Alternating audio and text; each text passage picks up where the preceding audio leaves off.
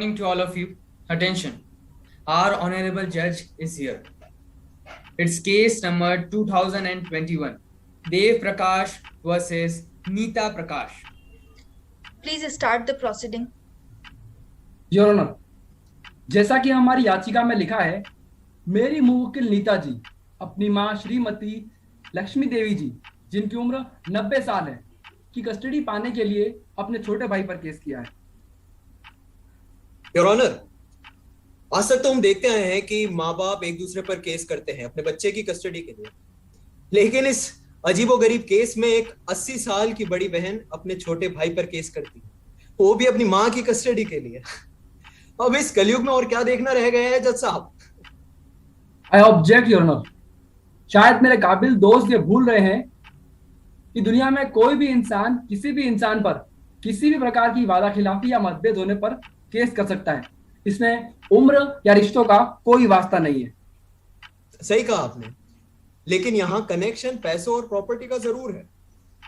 मेरे दोस्त इस केस को मुद्दे से भटकाने की कोशिश कर रहे हैं। वकील साहब, आप कोर्ट का समय खराब करने से बेहतर होगा कि आप सीधे मुद्दे की बात करें।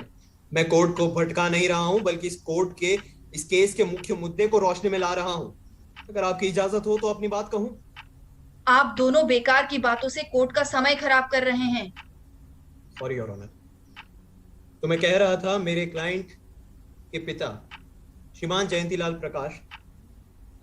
श्रीमान जयंतीलाल प्रकाश जी मेरी मुवक्किल के भी पिता है। जब आप दोनों के क्लाइंट भाई बहन हैं, तो आप मेरे मुवक्किल के माता या पिता के स्थान पर दोनों के माता या पिता शब्द का इस्तेमाल करें। यस। तो जैसा मैं कह रहा था, मेरे और आपके मुवक्किल मिस नीता और मिस्टर देव के पिता श्रीमान जयंतीलाल प्रकाश, जिनका स्वर्गवास 15 वर्ष पहले हो गया था। जयंतीलाल जी पेशे से एक जौहरी थे और उन्होंने अपने जीवन काल में काफी धन संपत्ति भी जमा की है, और जो उनके जाने के बाद उनकी पत्नी यानी कि लक्ष्मी देवी जी के नाम हो गए। बस इसी संपत्ति को हड़पने के लिए नीता जी अपनी मां की कस्टडी चाहती है। क्यों, सही कह रहा हूं ना नीता जी? सरासर झूठ। लगता है आपने तैयारी पूरी नहीं की है। डॉक्यूमेंट के साथ सबमिट जयंतीलाल जी की वसीयत में उन्होंने साफ साफ लिखा है कि मेरी पत्नी लक्ष्मी प्रकाश ही पूरी संपत्ति की वारिस है, और उनकी मृत्यु के बाद उनकी सारी संपत्ति के हकदार उनके दोनों बच्चे यानी नीता जी और देव जी होंगे। मेरी तैयारी तो पूरी है मिस्टर जोशी, मगर शायद आप थोड़े कमजोर पड़ रहे हैं। उसी वसीयत में जयंतीलाल जी ने 5th पॉइंट में लिखा है कि यदि लक्ष्मी जी चाहे तो इस प्रॉपर्टी का 70% भाग किसी भी रेशियो में बांट सकती है अपने दोनों बच्चों के बीच, और बचा हुआ 30% दोनों बच्चों में बराबर बटेगा। लेकिन लक्ष्मी जी ने अभी तक कोई बंटवारा नहीं किया है। बस इसी को देखते हुए नीता जी अपनी मां की कस्टडी चाहती है। ऐसा नहीं है। अगर ऐसा नहीं है तो फिर कैसा है? जयंतीलाल जी के मरने के बाद से अब तक लक्ष्मी जी अपने बेटे देव के साथ रहती आई है, लेकिन फिर भी उन्होंने अब तक प्रॉपर्टी का बंटवारा नहीं किया है। बस इसी को देखते हुए नीता जी ने अपनी प्रॉपर्टी पर हक जताना शुरू कर दिया और अपने भाई देव पर केस कर दिया। क्यों, शर्म आनी चाहिए नीता जी आपको। ये सरासर झूठ है। अगर ये झूठ है तो फिर आप ही बताइए कि सच क्या है, और जरा ये भी बताइए कि लक्ष्मी जी ने अभी तक प्रॉपर्टी का बंटवारा क्यों नहीं किया? इसकी 2 वजह है। पहली वजह है बुढ़ापा। जज साहब, जो माँ बाप अपना सर्वस्व अपने बच्चों पर लुटा देते हैं वो बाद में वृद्धाश्रम में पाए जाते हैं। और दूसरी वजह है देव साहब की शराब और जुए की लत। इससे पहले भी वो कई बार लाखों रुपए शराब और जुए में हार चुके हैं। शायद इन्हीं दोनों कारणों की वजह से लक्ष्मी जी ने अब तक बंटवारा ना किया हो। मैं कोर्ट को बता देना चाहता हूं कि देव जी पिछले 7 सालों से क्लीन है। उन्होंने शराब पीना और जुआ खेलना छोड़ दिया है, और इसी पॉइंट को प्रूव करने के लिए मैं कोर्ट से रिक्वेस्ट करता हूं कि मिस्टर मोहन बसंती जी को कटघरे में बुलाया जाए। इजाजत है। Thank you. Mister Mohan Basanti इस शहर के जाने माने होटल बिजनेसमैन। उनके होटल्स में कसिनोज और बार्स भी हैं। Your honour, mister Mohan Basanti is here. Mister Basanti, आप देव साहब को कब से जानते हैं? About 25 years. और आपकी मुलाकात कैसे हुई?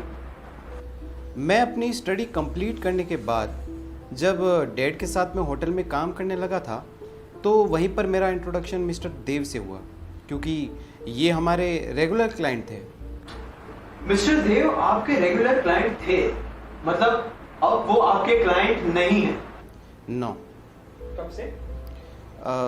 आई think it's been 6 to 7 years। Thank you. Your witness mister Joshi. Thank you mister Gajraj. तो मोहन जी, अभी आपने बताया कि आप देव साहब को 25 सालों से जानते हैं। यस। तो जैसा आपने कहा कि देव साहब ने तकरीबन 6-7 साल से शराब छोड़ दी है। I object.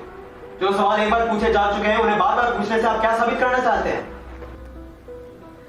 Mister Joshi, don't waste time, आप सीधे पॉइंट पर आइए। जी योर ऑनर। तो मोहन जी, देव साहब के शराब छोड़ देने के बाद तो आपकी उनसे मुलाकात तो बंद हो गई होगी? नो, दरअसल वो हमारे क्लाइंट नहीं थे, वो मेरे डैड के फ्रेंड भी थे और आज भी वो अक्सर कभी कभी मेरे घर पर आते रहते हैं। मतलब वो सिर्फ आपके क्लाइंट नहीं थे बल्कि फैमिली फ्रेंड भी थे। तो आप थोड़ा याद करके कोर्ट को बताएंगे कि आज से तकरीबन 6 महीने पहले 27 मार्च की शाम को देव साहब आपके घर पर क्यों आए थे? अब मैंने कहा ना कि वो आते रहते हैं, अब किस डेट पर और क्यों आए थे ये बताना मुश्किल है। कोई बात नहीं, मैं याद दिला देता हूं। उस रात को आपने देव साहब को अपनी कार से उनके घर छोड़ा था, जबकि देव साहब खुद अपनी कार लेकर आए थे। कुछ याद आया? दरअसल मैं देखिए मोहन जी, झूठ बोलने या कहानी बनाने की कोशिश मत कीजिएगा, क्योंकि देव साहब के नौकर ने ही घर का दरवाजा खोला था। अगर आप चाहे तो मैं उन्हें भी गवाही के लिए बुला सकता हूं। नहीं, यस, उस दिन वो मेरे घर पर आए थे। उस शाम को वो काफ़ी टेंशन में थे। मैंने कई बार उनसे पूछा कि क्या हुआ, पर उन्होंने कुछ बताया नहीं और कुछ देर के बाद मैं उन्हें अपनी गाड़ी में घर पर छोड़ने गया था। वही तो, आप उन्हें छोड़ने क्यों गए? क्योंकि वो गाड़ी चलाने की हालत में नहीं थे। वो गाड़ी चलाने की हालत में क्यों नहीं थे? Because he was drunk. उन्होंने उस रात को घर पर काफ़ी शराब पी थी। 6-7 साल से क्लीन देव साहब ने शराब पी, और वो भी इतनी कि वो होश में नहीं थे। You cannot assassinate the character of my client like this. जी नहीं, मैं सिर्फ सच को सामने ला रहा हूं। योर ऑनर, मेरी आपसे दरख्वास्त है कि श्रीमती लक्ष्मी देवी जी से भी पूछ लिया जाए कि वो किसके साथ रहना चाहती है। ठीक है, लंच के बाद श्रीमती लक्ष्मी देवी जी से बात करने के बाद ही केस की कार्रवाई आगे बढ़ाई जाएगी।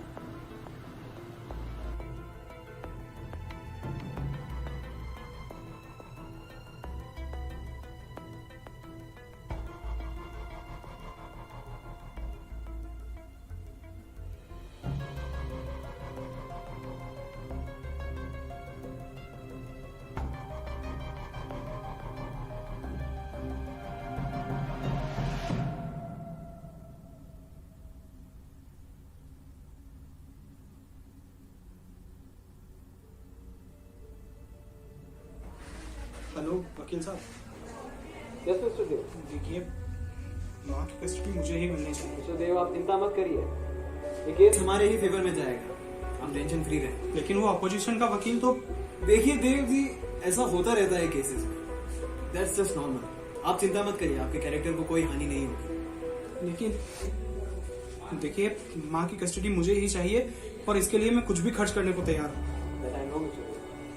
लेकिन आप भी चिंता मत करिए, लक्ष्मी जी की कस्टडी आप ही के नाम होगी और ये केस हम ही जीतेंगे।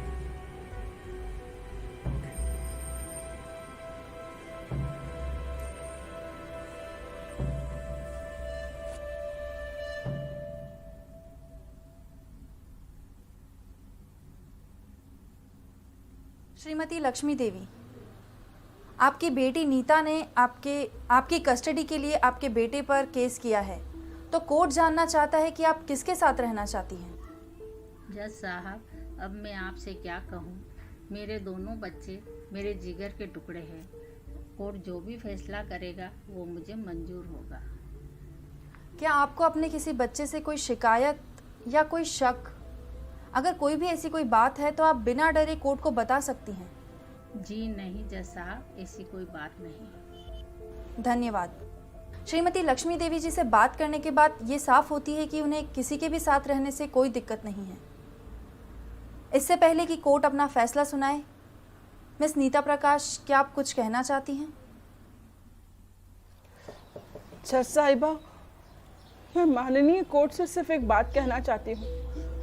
मुझे प्रॉपर्टी का कोई लालच नहीं है। चाहे तो माँ सब छोटे देव के नाम कर दे। मेरी बस इतनी विनती है कि मुझे माँ की कस्टडी सौंप दी जाए। मिस्टर देव प्रकाश, क्या आप कुछ कहना चाहते हैं?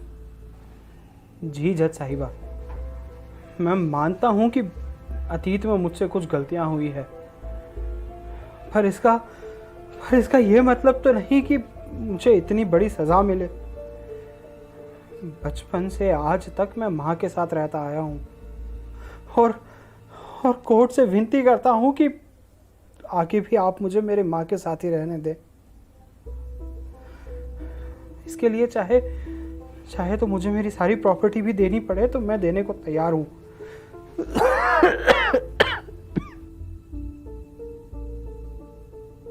आप दोनों की बातें सुनकर ये तो साफ हो गया है कि ये जमीन जायदाद का मामला नहीं है और आप दोनों ही अपनी माँ को अपने साथ रखना चाहते हैं। इस केस का फैसला अगली तारीख पर सुनाया जाएगा। अगली तारीख मत दीजिए जज साहिबा, समय ही तो नहीं है हमारे पास।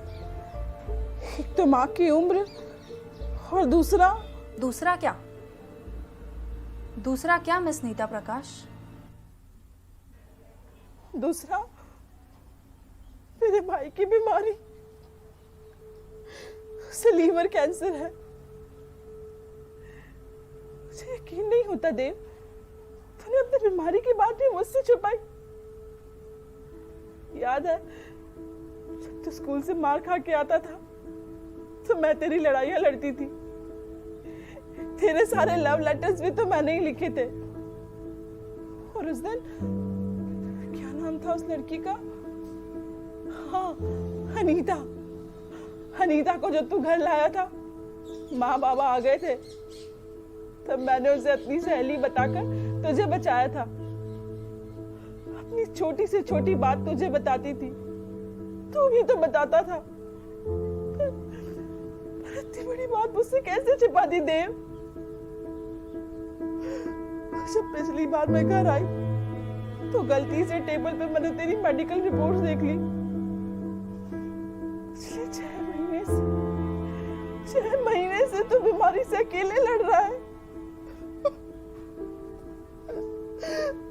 साहिबा, मेरा कोर्ट से अनुरोध है, हमारे केस को हजारों पेंडिंग केस की तरह अगली तारीख मत दीजिए। आप आज ही मुझे माँ की कस्टडी सौंप दीजिए, जिससे मेरा भाई अच्छे से अच्छे इलाज करवा पाए।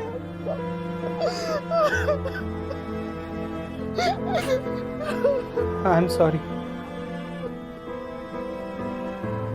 I am sorry. I am really sorry. पर मैं किसी को परेशान करना नहीं चाहता था, इसलिए किसी से कुछ भी नहीं कहा। I am really sorry.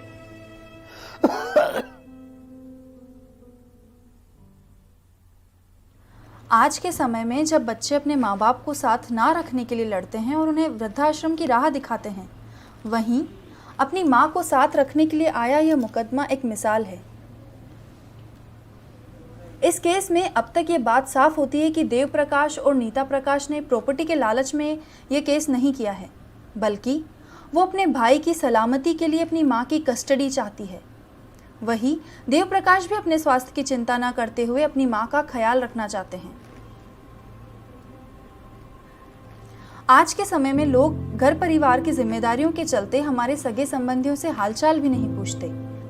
वहीं पर नीता जी की अपने भाई के प्रति प्रेम और उनकी जिम्मेदारियों को साझा करने की ये जो प्रवृत्ति है हमें काफ़ी कुछ सिखाती है। इस केस में सब कुछ सुनने और समझने के बाद अदालत लक्ष्मी जी की कस्टडी मिस नीता प्रकाश को सौंपती है। साथ ही मिस्टर देव प्रकाश से आग्रह करती है कि वो अपने स्वास्थ्य का ध्यान रखें और जल्द से जल्द अपना इलाज करवाएं। The case is closed.